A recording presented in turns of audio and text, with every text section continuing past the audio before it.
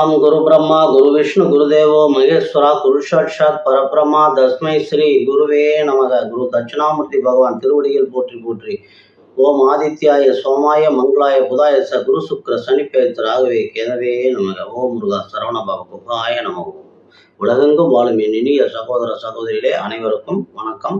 நிறைய பேர் நம்ம சேனலை பார்த்துட்டு இருக்கிறீங்க, சப்ஸ்கிரைப் பண்ணிக்கிறீங்க, ஆதரவு கொடுத்துட்டு வர எல்லாத்துக்கும் நன்றி. இன்னைக்கு நம்ம பார்க்குறது என்ன அப்படின்னா 1/5/2024 புதன்கிழமை பகல் 1 மணிக்கு மேசத்திலிருந்து ரிஷபத்திற்கு பெயர்ச்சியாகக்கூடிய குரு பகவானுடைய குரு பெயர்ச்சி பலன்களை தான் கன்னி ராசிக்கு பார்க்க போகிறோம். இப்போ கன்னி ராசிக்கு எப்படி இருக்கும் இந்த ஆண்டு அப்படின்னு பார்க்க போகிறோம். இந்த ஆண்டு முழுவதுமே குரு பகவான் உங்களுடைய ராசிக்கு 11ஆம் அதிபதி என்று சொல்லக்கூடிய சந்திரனுடைய நட்சத்திர சாரத்திலும் விரையாதிபதி என்று சொல்லக்கூடிய சூரியனுடைய நட்சத்திர சாரத்திலுமே பயணம் அடைகிறாரு. 2 முறை, ஒரு முறை சந்திரனுடைய சாரத்தில் புஷ்கராம்சம் வாங்குறார், ஒரு முறை சூரியனுடைய சாரத்தில் புஷ்கராம்சம் வாங்குறார். இந்த 2 புஷ்கராம்ச காலங்களும் மிகச்சிறந்த ஒரு நல்ல கணவரவை உங்களுக்கு வாரி வழங்கும்.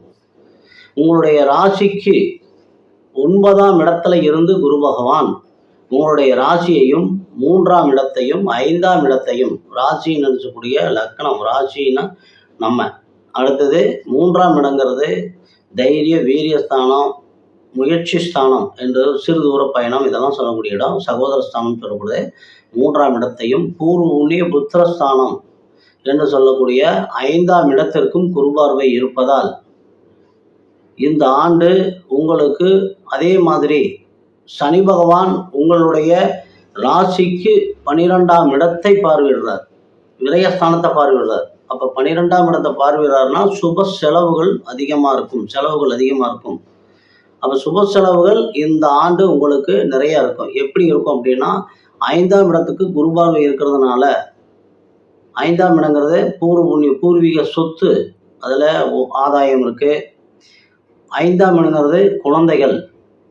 7ஆம் இடத்துக்கு 7ங்கிறது 7க்கு உண்டான குரு பகவான் உங்களுடைய ராசியை பார்க்கறதுனால உங்களுடைய திருமணத்துக்கு, உங்களுடைய குழந்தைகளுடைய திருமணம், கல்வி, இது சார்ந்த விஷயங்களுக்கு, வீடு கட்டுறது, இது போன்ற ஒரு சுப செலவுகள் நீங்கள் பெரிய அளவில் பண்ணிடணும் இந்த ஆண்டு. அப்போ பண்ணினீங்கன்னா சனி பகவான் கொடுக்கக்கூடிய அந்த விரைய செலவுலேருந்து நம்ம தப்பிச்சுக்கலாம்.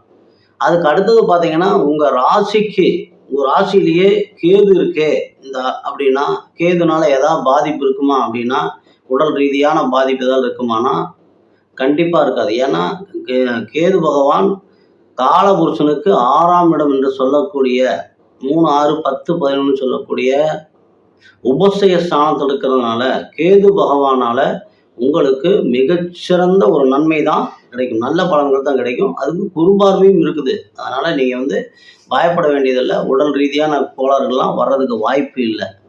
மற்றபடி உங்களுடைய குழந்தைகளுடைய கல்வி, தொலைதூர பயணங்கள், இது எல்லாமே தொழில், இது எல்லாமே இந்த ஆண்டு மிக மிக ஒரு சிறந்த ஆண்டாக தான் இருக்குது.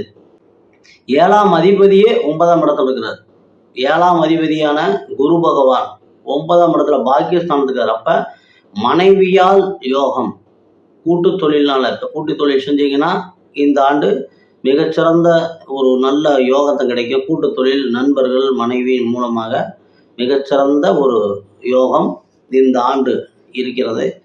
மற்றபடி 2மே கலந்தது, விரயமும் இருக்கிறது, லாபமும் இருக்கிறது.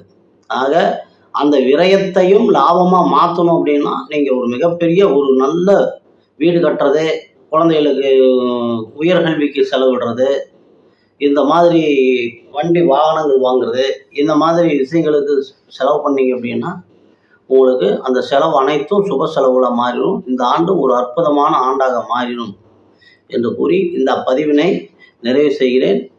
அடுத்த பதிவில் நம்ம சந்திக்கிற வரைக்கும் எல்லாம் வல்ல எம்பெருமான் முருகப்பெருமான் உங்களுக்கு எல்லா வளங்களையும் நலங்களையும் வாரி வழங்க வேண்டும் என்று கேட்டு, இந்த பதிவு பிடிச்சிருந்ததுன்னா லைக் பண்ணுங்கள், சப்ஸ்கிரைப் பண்ணுங்கள். மீண்டும் அடுத்த பதிவில் பார்க்கலாம். நன்றி.